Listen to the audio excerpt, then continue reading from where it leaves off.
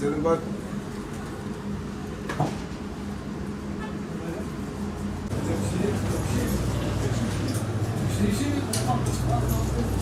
Sana geldi ya. Hocam hacıya koy. Fark eder. Gidiyor diyeceğim. Yok. Tamam. Bana gidiyor. Ne var? Bu olay ifade etmek istiyor. Hadi bu tutar.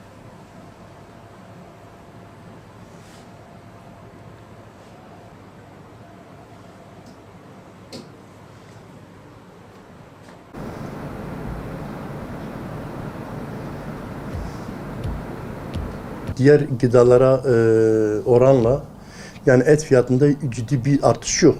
Yani geçen seneye oranla ortalama %15-20 gibi bir artış var. Bu da kasaplardan kaynaklanan bir durum değildir.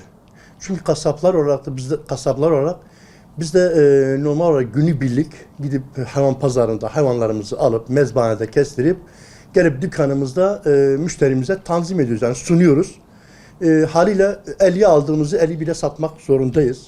Yani bu yani hatta şunu söyleyebilirim, biz kasaplar olarak bütün samimiyetimle söylüyorum, zam kelimesinden biz rahatsızız.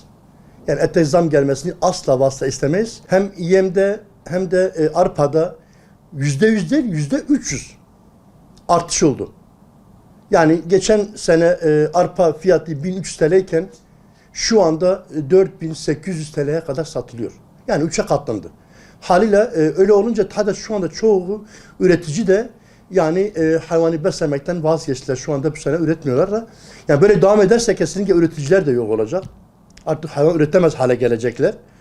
Evet, o şekilde devam ederse kesinlikle hükümetin bu konuda üreticilere de desteği olması gerekir. İkinci bir husus, şu anda kasapların özellikle talebi, ciddi bir talebi var şu anda hükümetten marketlerle ilgili. Şu anda marketlerde, AVM'lerde maalesef şu anda yani onlardaki o hırs maalesef halkımızı aldatmaya kadar gidiliyor. Şu anda bazı marketler, isim vermeyeceğim, bazı marketler kuzu eti diye satılıyor ama satılan et koyun eti. Aynı zamanda dana eti yerine de inek eti satılıyor. Yani satılmasında bir beis yok, satabilir. Fakat halkımızı aldatmasınlar. Yani kuzuysa kuzu yazılsın, koyunsa koyun, danaysa dana, inekse inek yazılsın. Bizim talebimiz bu yönde ve kesinlikle ben yetkilileri de göreve davet ediyorum. Maalesef yetkililer de görevlerini tam anlamıyla yapmıyorlar. Kasapların ciddi bir talebi var hükümetten. Kesinlikle marketlerde et satışını dur demeleri gerekir. Artık et satılmasın, biz diyoruz ki böyle giderse kesinlikle bir iki seneye kalmaz. Çok kasap arkadaşlarımız kepenkleri kapatmak zorunda kalacaklar. Bundan eminim. Ki bazı şu anda küçük esnaflarımızın çoğusu şu anda zaten kepenkleri indirmişler şu anda. Kasaplar da bir iki seneye kalmaz kesinlikle çok kasap arkadaşımız kepenkleri kapatmak zorunda kalacaklar. Yani şu anda marketlere baktığın zaman hakikaten küçük esnafları şu anda yok etti. Marketlerde bakıyorsun şu anda benim bildiğim bir tek şu anda bir araba satılmıyor. Bir de bir altın satılmıyor. Her şeye el atmışlar. Yani bu yönde hükümetten talebimiz budur, bu yöndedir.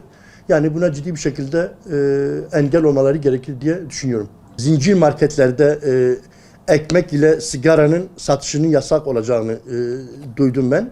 Yani bu sadece zincir marketlerde değil, bütün AVM'lerde, bütün büyük marketlerde hem sigaranın hem aynı zamanda ekmeğin bir de etin de yasaklanmasını biz talep ediyoruz. Ciddi bir talebimiz var bu yönde tüm kasaba arkadaşlarımızın.